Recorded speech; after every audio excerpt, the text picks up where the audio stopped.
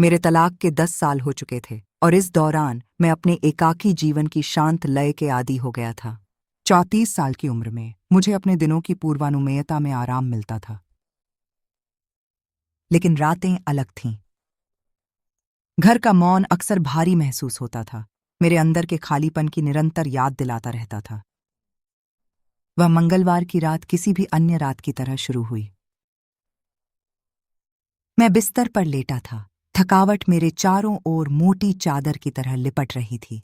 घड़ी की टिक-टिक ही एकाकीपन को तोड़ने वाली एकमात्र आवाज थी। फिर एक हल्की खटखट ने सन्नाटे को चकनाचूर कर दिया। मैं बैठते ही मेरा दिल धड़कन छोड़ गया। मैंने पुकारा, कौन है? दरवाजा चरमराते हुए खुला। यह डैनियल था, मेरा किराएदार, एक 25 वर्षीय छात्र जिसने ऊपर के कमरे को किराए पर रखा था। उसका चेहरा बेचैनी से छाया हुआ था। मैं सो नहीं पा रहा हूं, उसने फुसफुसाया।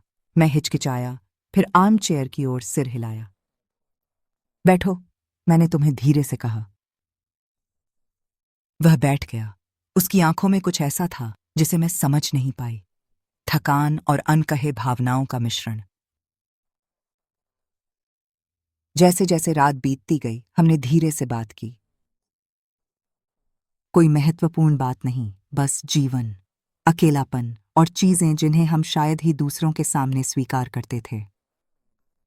सुबह होते ही वह कुर्सी पर सो गया था। उसके चेहरे पर उन हफ्तों में पहली बार शांतिपूर्ण भाव था। मैं बिस्तर से चुपचाप उठकर रसोई में पैनकेक और कॉफी बनाने लगी। अपने अंदर उठ रहे भावनाओं के तूफान को शांत करने की कोशिश कर रही थी। जब डैनियल अंदर आए, उनकी नजरें गहन और अलग थीं। उन्होंने मुझे बारीकी से देखा, जैसे हर कदम का अध्ययन कर रहे हों। चुप्पी में नाश्ता बीता। हमारे बीच भारी माहौल अनकहे भावों से भरा था। आने वाले दिन धुंधली हो गए। रात में दस्तक, अंधेरे में बातचीतें।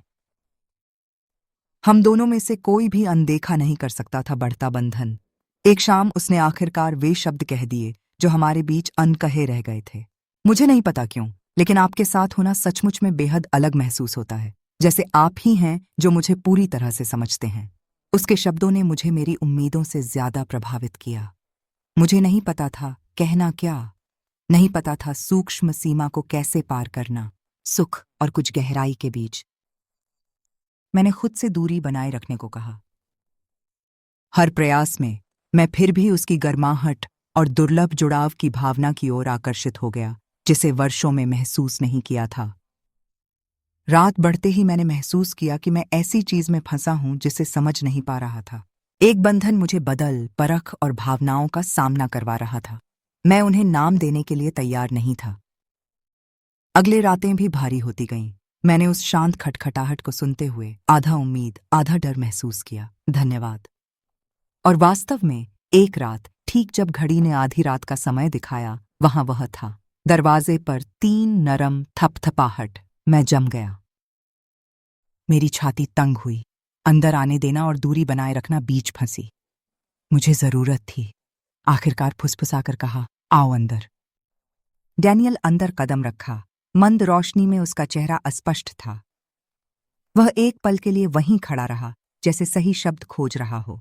आखिरकार कहने से पहले, मुझे लगता है कि मैं यहां आने में गलती की। तुम्हारी वजह से नहीं, बल्कि क्योंकि मैं ऐसी चीजें महसूस करने लगा हूं जिन्हें मैं नियंत्रित नहीं कर पा रहा हूं। उसकी आवाज ईमानदारी से कांप रही थी, और पहली बार मुझे एहसास हुआ कि वह वास्तव में कितना नाजुक था। मैं उसे सांत्वना देना चाहता था, उसे बताना चाहता था कि सब कुछ ठीक हो जाएगा, लेकिन मेरी भावनाएं उलझी थीं और अकेलेपन का बोझ पहले से ज्यादा दब रहा था। मैं बिस्तर के किनारे पर बैठ गया और उसे मेरे सामने बैठने का संकेत दिया। डैनियल, मैंने धीरे से कहा, हम दोनों अपने अपने तरीके से खो चुके हैं, लेकिन कुछ सीमाओं को पार करने से हम खुद को और भी अधिक खो देंगे। उसने नजरें नीची कर लीं, मौन रहा। कमरा अनकहे शब्दों से गहरा था। हवा तनाव से भरी थी। आखिरकार उसने धीरे से सिर खुजलाया। तुम सही हो, उसने फुसफुसाया। मैं उस एकमात्र जगह को बर्बाद नहीं करना चाहता जहां मैं वर्षों से सुरक्षित महसूस करता रहा हूं। सांत्वना मुझे भर गई, पर साथ कुछ ऐसा मिला जिसका मैं नाम नहीं दे सकता। उस रात वह चुपचाप चला गया, उसके पीछे दरवाजा बंद करते हुए। लेकिन मेरे लिए नींद नहीं आई। मैं जागा रहा, छत की तरफ घूरता रहा, मेरा मन हर चीज को दोहराता रहा।